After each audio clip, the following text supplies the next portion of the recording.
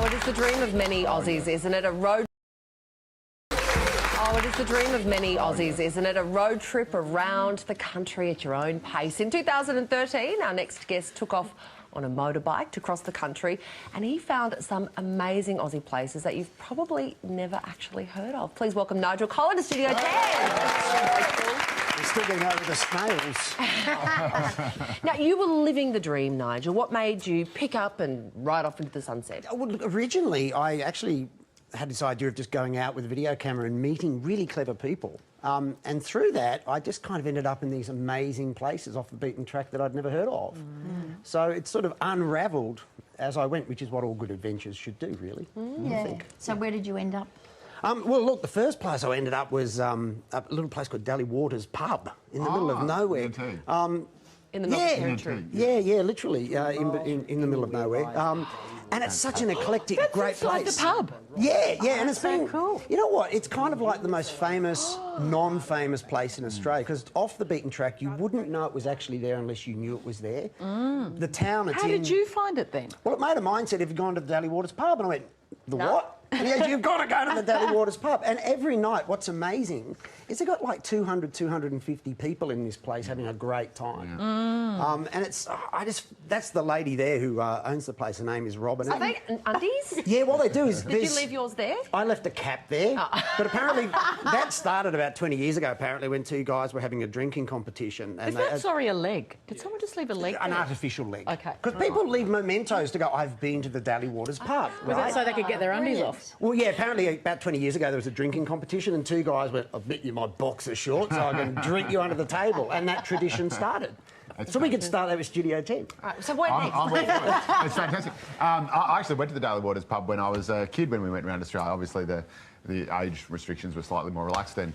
Now, you stopped at an amazing place in South Australia as well. Tell us about that. Yeah, in the Flinders Ranges. This was incredible at Wilpena Pound, which is a beautiful geological... Got that out.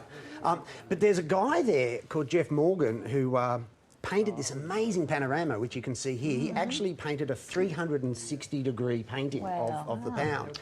And he did it because where he lives in Hawker, the town was kind of slowly dying. Every Friday they'd have a party of whoever was leaving next. And he thought if he did this, it would help keep the town alive.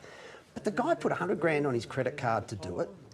He pulled down his house to build his studio, and what's even more amazing, he'd never had an art lesson in his life. Look at it; it's just so. If you go to the Flinders Ranges, you have to go to the Wilpena Panorama. It's inspirational. What movie was filmed in at Wilpena Pound? Can anyone no remember? idea.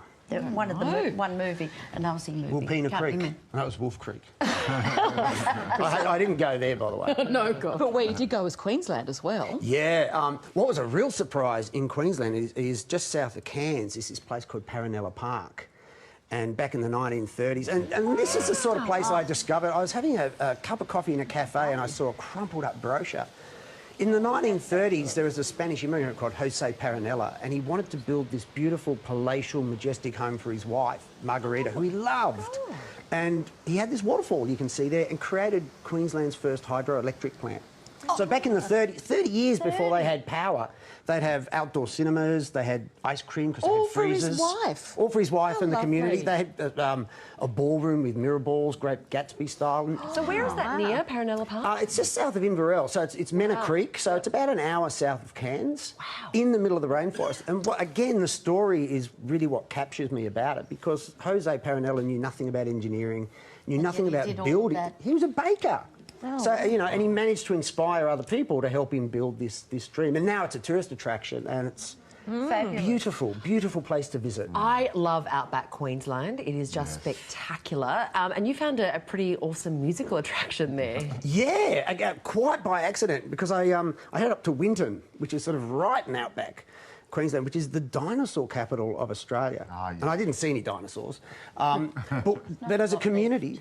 No, there's not. There's a few bones, but as a community, they have a music festival, and so some guy decided to build this musical fence, which is literally a fence with strands of wire, but they're tensioned for the notes of of an octave. We want to show you Like a harp. And there's you can see it there. It's next to a junkyard. in acoustically designed. So there you go, I'm showing my talents. And there's like a drum set made of 44-gallon drums and stuff, and they have festivals there. Yeah, I'm hoping I'll get picked up by Molly or someone like that in my second life, become a musician. But it was really quirky because, again, it was just one of those things that you discover. And apparently Gautier travelled past it and did a sample on it, and that was incorporated into one of the songs on his album. Grammy-winning Australian. That's right. So that I used to know. Yeah, I don't know if it was that song, but yeah, so the musical fence has international fame now attached to it. Wow. Well, Nigel has written a book about his travels. Nigel has written a book about his travels with advice for business. It's called Game of Inches, and it's out now. Nigel Collin, thank you very much. Thanks for having me.